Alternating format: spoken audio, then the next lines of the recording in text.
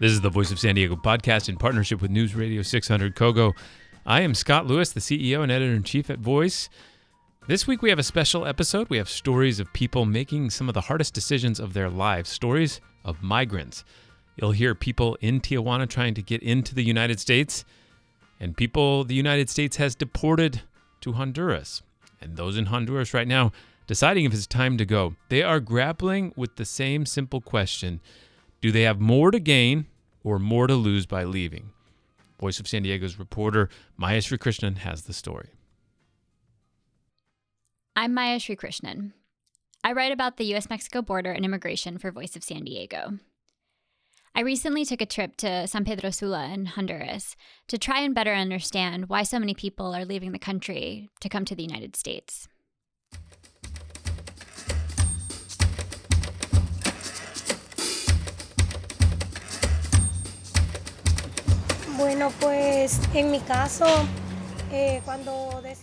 I had never thought about leaving my country.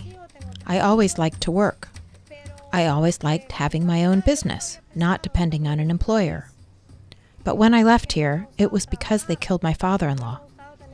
My husband was fearful since they had already killed my father-in-law. And my mother-in-law decided to get out of here. She told us, "Let's go." I said, "I don't have money. I can't leave."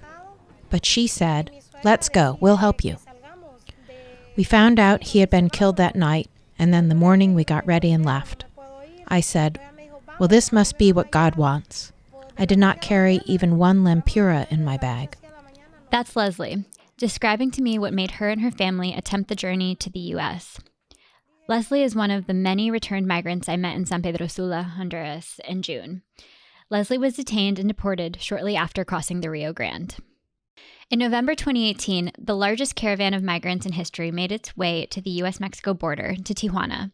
Most of the 5,000 people who arrived at our border were from Honduras.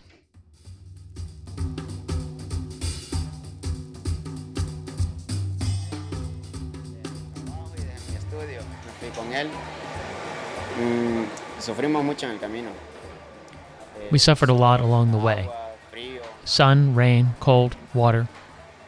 We went from town to town. People helped us. Sometimes we would walk for 15, 12 hours. Once we walked for 20 hours.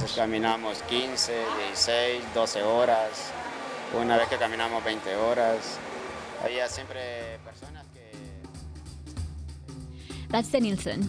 He was deported to San Pedro Sula. He traveled with the caravan that arrived in Tijuana in November 2018. We first met in Tijuana. After spending months in immigration detention, he was deported back to San Pedro Sula just a day before I arrived there.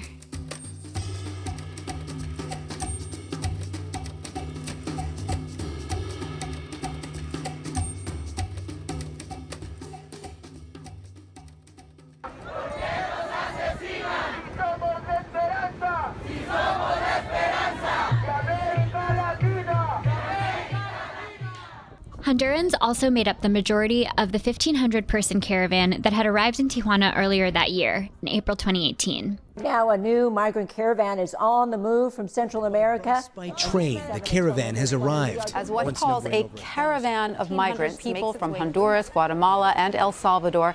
The caravan of buses arrived in Tijuana with Central American migrants, weary after a month of travel. Maria Martinez.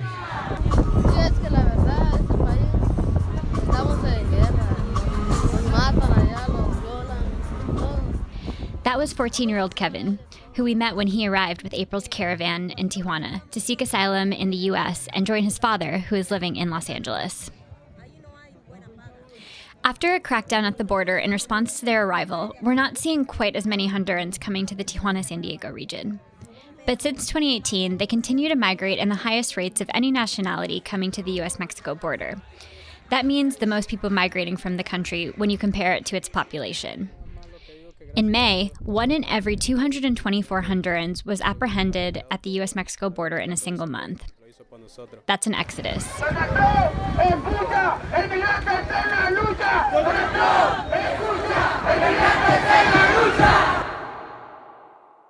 I wanted to see why so many Hondurans were fleeing from their country. Here in San Diego, a coalition of nonprofit service providers, along with the county and other local governments, have had to step in to help Hondurans and other asylum seekers who are arriving at the border. Asylum seekers are spending weeks and months desperately waiting for their turn to request asylum in Tijuana, as the U.S. government began taking only a limited number of asylum seekers at the port of entry since the caravan arrived. A policy began at our border in January that then began sending some who requested asylum back to Mexico to await their asylum proceedings. These policies have created a bottleneck at our border, straining resources of local migrant shelters and others who are trying to help. Mi nombre es Darling Camilo, tengo 21 años, vengo de Honduras. Decirle a los mexicanos que lo sentimos mucho. La intención de nosotros. A new policy will now require asylum seekers who pass through another country to reach the U.S. to request asylum in that country first, instead of just traveling through and requesting asylum in the U.S. That policy has already been challenged in court, and we're still waiting to see how it plays out. The San Diego-Tijuana region has been thrust into the center of it all, especially as we became the destination of these high-profile caravans of migrants from Central America. As asylum seekers have to spend more and more time at the border, I wanted to help people here understand the situation on the ground in Honduras, one of the countries from where we're seeing such a large number of asylum seekers. I spent a week in and around San Pedro Sula, the second largest city in Honduras and the place from where the caravans left. I tried to speak with as many people as I could, from deportees and people planning on migrating, to local politicians and economists, to union leaders and advocates of victims of violence. For most people, it all boiled down to one thing: a loss of hope in the country.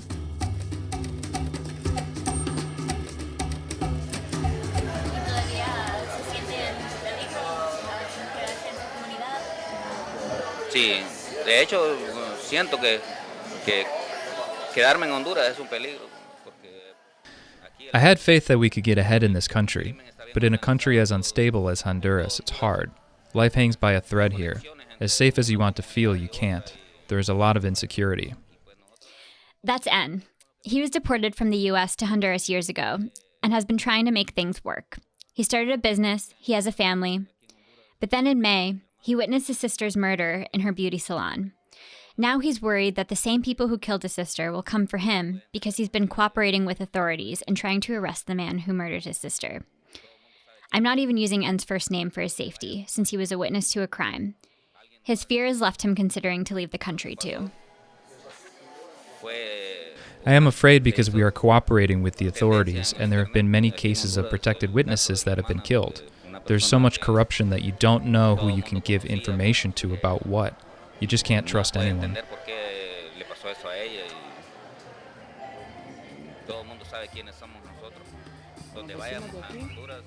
En transporte, en bus,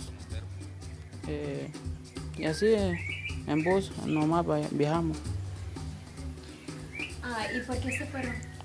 La vida es que aquí no hay recursos para poder uno prosperar, no hay trabajo, pandillas, maras. Life here, there are no resources to prosper. There's no work. Gangs, maras. What can a person do? I want to look for a new place to be able to prosper and work. That's Josue. He's 17 and lives in Cofradia, a semi-rural town outside of San Pedro Sula. Many people in Cofradia depend on the maquilas, or foreign factories, for work. Old U.S. school buses run by the maquilas do rounds around Cofradia and the surrounding areas to bring people to and from work at the factories. Josue tried to make it to the U.S. for the first time in the spring. I met him maybe a month after he had been deported. Josue's mom told me that when he called to tell her he had been detained by Mexican authorities, he was crying, like he had let her and their family down by not making it to the U.S., where he could help them more financially. Josue plans to try making it to the United States again someday. He's currently working on a bus, collecting fares, but because of protests that were happening in June, his mom wasn't letting him go to work. There had been instances of protesters hurling rocks at buses, and she was worried about his safety.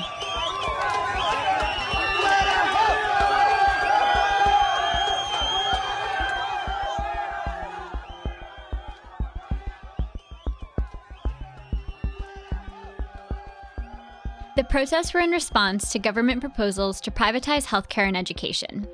Education and healthcare have long suffered in Honduras. They've been plagued by severe budget cuts and multiple corruption scandals under the National Party, which has ruled Honduras since a military-backed coup in 2009. The protests were further fueled by news that emerged in May when the U.S. released court documents in a drug trafficking case against Tony Hernandez, the brother of the president of Honduras, Juan Orlando Hernandez.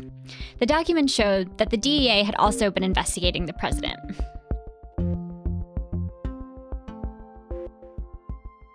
Fatima Mena, a city councilwoman in San Pedro Sula and member of the anti-corruption political party, was one of many who told me that the National Party's rule over the country since the 2009 coup has caused people to leave the country. She specifically points to the re-election of Hernandez at the end of 2017, which faced widespread allegations of fraud. In anti-government protests over the election outcomes, more than 30 people were killed. It was only a couple months after this that a 1,500-person caravan arrived in Tijuana in April 2018, primarily made up of Hondurans. Migration is a symptom, a response to the deep corruption that exists in the country. People lost hope over the re-election of Juan Orlando Hernandez. That illegal re-election began to increase the amount of people who leave. We had not seen such caravans until the country lost hope. The Honduran quote-unquote democratic system has betrayed my trust. I really believed that my vote would be respected and that we would be able to have a government that really represents us. But the one that currently stands is a government that lacks legitimacy, and that's why people lose hope.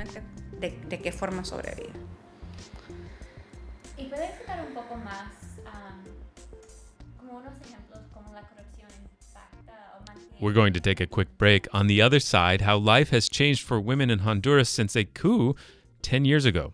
We'll be right back. Hey, just a quick message on behalf of the team at Voice. PolitiFest is back this year. This time, our entire event will be focused on housing and transportation. It's an all-day event featuring guest speakers, live podcasts, panels, community conversations, and more. We promise it'll be a great time.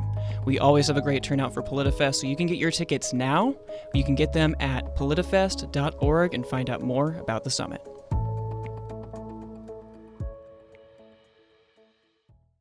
Things have gotten especially bad since the 2009 coup for certain groups in Honduras, like women. In 2017, there were more than 32 women killed on average each month in the country, according to the Violence Observatory of the National Autonomous University of Honduras. La violencia hacia las mujeres se ha recrudecido aquí en Honduras a raíz del golpe de Estado. Violence against women has intensified here in Honduras as a result of the coup. It's because since 2009, we started experiencing more violence against women. But the persecution and human rights violations have intensified here in Honduras since then. The rights given to us by law have been diminished because sometimes, even without realizing it, there have been laws that have been repealed and amended to take away women's rights. That's Z. She works with women facing violence in Choloma, a city near San Pedro Sula. I'm not using her real name because she's faced violence for her human rights work in the community. There's high impunity for perpetrators of violence against women. In 2016, of about 400 femicides, only 15 were investigated, and of that, only 2 resulted in convictions.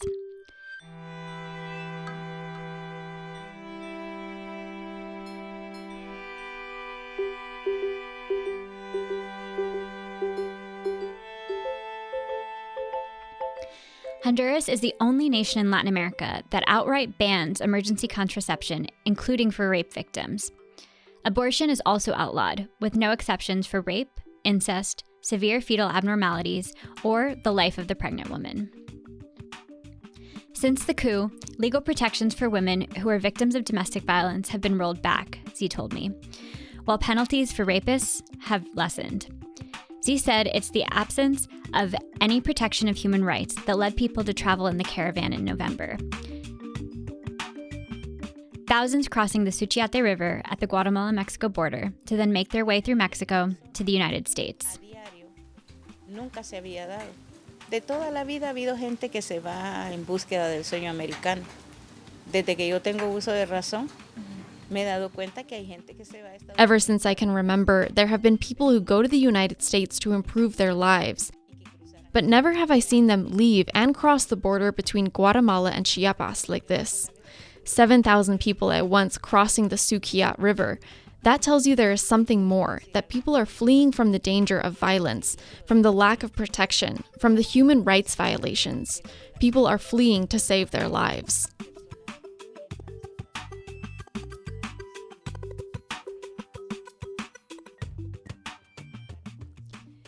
Young people see the problems in their schools, the violence in their neighborhoods, and they know the problems stem from the highest levels of government in the country. That's what Rafael Delgado says, who's an economist in San Pedro Sula. He says, they feel like they'll have more to lose by staying than by going. Que voy a una, o menos de 15 años, que voy a una escuela pública. Primero, me estoy dando cuenta. Me, if I'm an 18-year-old, or even if I'm younger, 15 years old, and I go to a public school. First, I realize that I'm getting terrible services, that in my school, the roof is rotting and there are water leaks, that we don't have desks, we don't have teaching materials. The conditions in the school are the worst. There's no sanitation services. I don't see potable water. Then, on top of that, I leave my house, I leave school, and gang members harass me. Then, on top of this, I get home and my parents don't have jobs. And I hear on the radio that the government is investing thousands, millions of dollars in combating crime. That they're raising taxes to contract more police, to buy more patrol cars and better technology.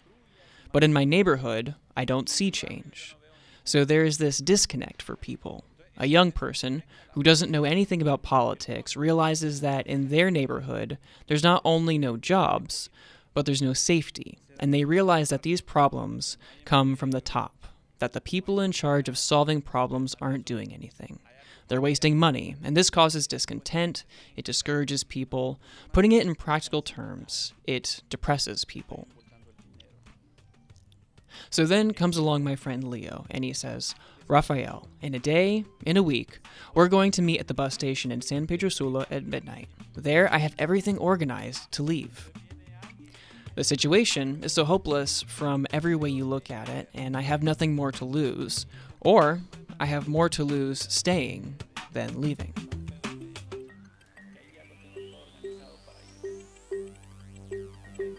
That's the thing in Honduras. At this point, it's not just the poverty and violence driving people out of the country. It's that on top of having to live that daily reality filled with fear and the struggle to make ends meet, there's no hope for a solution from within the country. There's no trust in anyone, in any system. And when there is nowhere to turn in your own country, you go somewhere else, to a different country.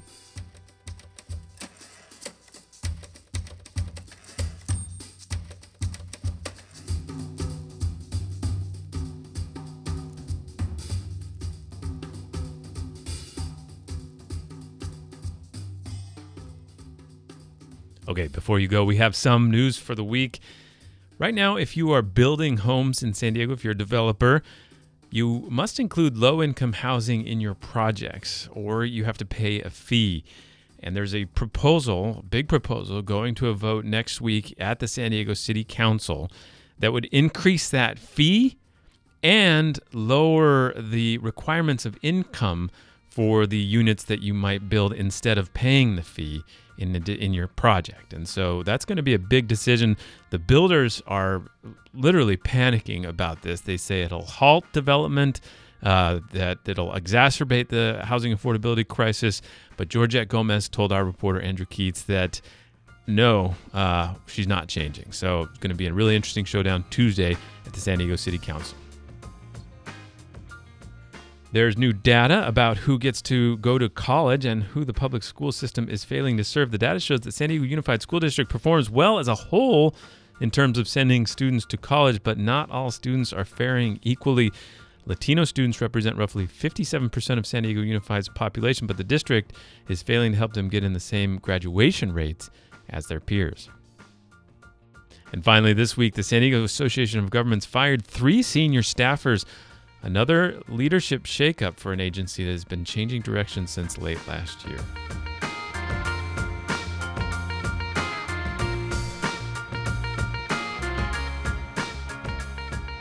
Thanks for listening to the Voice of San Diego podcast. I'm Scott Lewis, editor-in-chief at Voice. Our immigration and border reporter is Maya Srikrishnan. She has a newsletter you can follow. It's called The Border Report. Get it at voiceofsandiego.org/border. This episode was produced by Maya Srikrishnan and Nate John, and we will talk to you next week.